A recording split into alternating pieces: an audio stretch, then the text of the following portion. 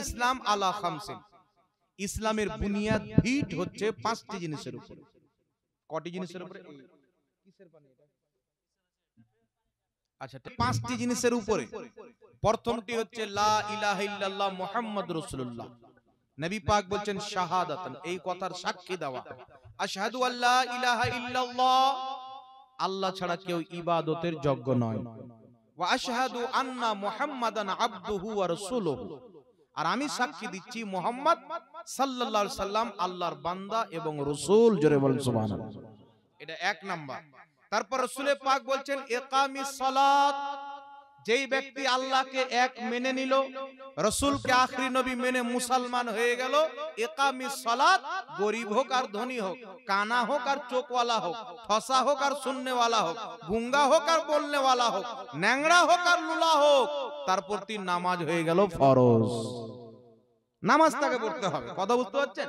যদি পাগল না হয়, খ্যাপা না হয়, চালাক আছে, বালিগ আছে, ন্যাংরা লুলা যা আছে, ওর উপরে নামাজ হচ্ছে ফরজ। এটা কবে? ঈমানের পর সর্বপ্রথম ফরজ ইকামিস সালাত, তোমরা নামাজ কায়েম করো। আল্লাহ বলেননি নামাজ পড়ো, আল্লাহ বলেছেন নামাজ কায়েম করো। পড়ার কথা বললে তো 4টার সময় জোহরের নামাজ পড়ে নিতাম, রাত 12টায় এশার নামাজ পড়ে নিতাম। ইকামিস সালাত, নামাজ কায়েম করো, অর্থাৎ যেই টাইমে আমি আল্লাহ যেই নামাজকে ফরজ করেছি, সেই টাইমে সেই নামাজকে পড়ো, আদায় করো। কথা বুঝতে পারছেন? তারপর রাসূল পাক সাল্লাল্লাহু আলাইহি সাল্লাম বলছেন এতাইজ যাকাত, নিজের সম্পদের যাকাত বের করা। নবী পাক সাহিবে লাউলাক বলছেন তোমার সন্তান যদি বছরে 1 লাখ টাকা ইনকাম করে, তুমি যদি 1 লাখ টাকা ইনকাম করো, তোমার কাছে যদি 52.5 তোলা চাঁদি বা তার সমতুল্য টাকা থাকে, তুমি হচ্ছে মালিকে নিসাব, যাকাত তোমার উপরে ফরজ। 1 লাখ টাকা আছে, 2,500 যাকাত দিতে হবে। 2 লাখ আছে, 5,000 যাকাত দিতে হবে। যদি কিছু চাঁদি আছে, কিছু সোনা আছে, দুটাকে জোড়তে হবে।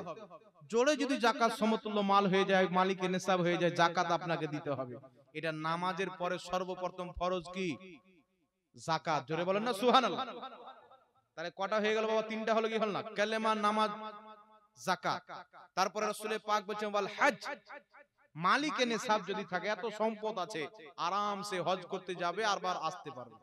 ডিহি বিক্রি করে হজ করে নিল আর ভিক্ষা করে খাচ্ছে, তাহলে তারপর নামাজ হজ ফরজ নয়। বুঝতে পারছেন তো?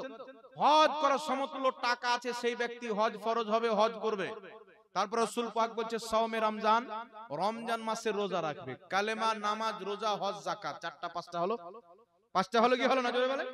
তো ঈমানের পর সর্বপ্রথম ফরজ হচ্ছে কি? নামাজ।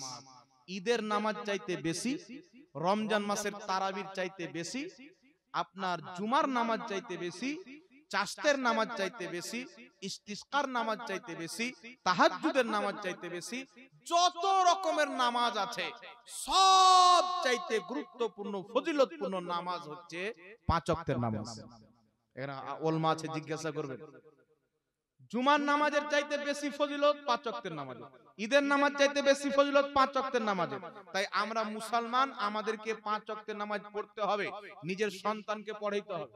সন্তান যদি 7 বছর হয়ে যায়, আঙ্গুল ধরে মসজিদে নিয়ে যাও, আর যদি 10-11 বছর পার করে, থাপ্পড় মেরে মসজিদে নিয়ে যাও, কাঁচা কমচি মেরে পাছা সাট করে মসজিদে নিয়ে যাও। এখন তো বাপের দাঁড়ি পেকে যাচ্ছে, নিয়ে যায় না। আমাদের এলাকায় কিছু খুরপা লোক আছে। খুরপা জানেন কাকে বলে? আমি এই নামটা রেখেছি, জানেন আপনাকে ভালো লাগবে না খারাপ লাগবে। খারাপ লাগলে আমার কি করার আছে। জি, খুরপা নাম রেখেছি। কাদের জানেন?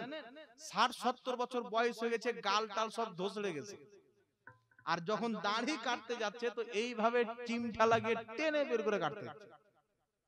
এরকম লোক আছে না? মানে যে কালকে স্পেশাল করে বিয়ে করতে যাবে, যুবককে যদি বলে হ্যাঁ বুঝি এখন বিয়ে শাদী নেই, এখন দাড়ি ছাড়বো, আর ও মুরব্বী বাবা যে 60 বছর পার করেছে, ও কি বিয়ে করবে, ও কেন দাড়ি কাটছে? একটা শয়তানি কালচার আমাদের মধ্যে চলেছে। দাড়ি কাটাটা এটা শয়তানি কালচার নয়? আমি কি ভুল বলছি বাবা? জি, আল্লাহ বলছে দাড়ি রাখো, নবী বলছেন দাড়ি রাখো, আর আমি কাটছি। তো দাড়ি রাখাটা হচ্ছে নবীর কালচার, দাড়ি কাটাটা হচ্ছে শয়তানের কালচার। তো দাড়ি আমরা কাটবো, ফারিস্তা কবর আসবে ভয়ানক হয়ে, যখন দেখবে বেটার দাড়ি নেই তখন আরো ভয়ানক হয়ে যাবে, পাতলা পায়খানা কবরে করে দিবে। এই জন্য কমসে কম দাড়িটি নিয়ে যান যেন রহম আসে মুনকার নাকিরের, কি বলে? আর নালে ভণ্ড বাবাদের মতো কেরামান কাতেবিন রোজ হাসরের দিন করে যদি কোন রকম অভিযোগ আমরা বইলে দেব দুনিয়াতে ছিলাম খাজা বাবার লোক, আরো চামড়া টান্ডার বেশি করে কবরে ওর বাবা কাজে লাগবে। এই জোরে বলে নামাজ রোজা হজ যাকাত কায়েম করেন, রাত্রি অনেক হলো শুনেন অল্প আমল বেশি করেন। কথা বুঝতে পেরেছেন বাবা?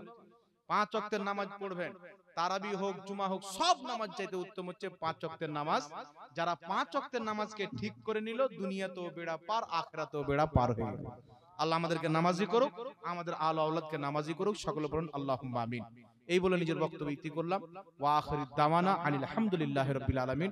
উঠ খড়ে হো মুমিনো, তাজিম আহমদ কে লিয়ে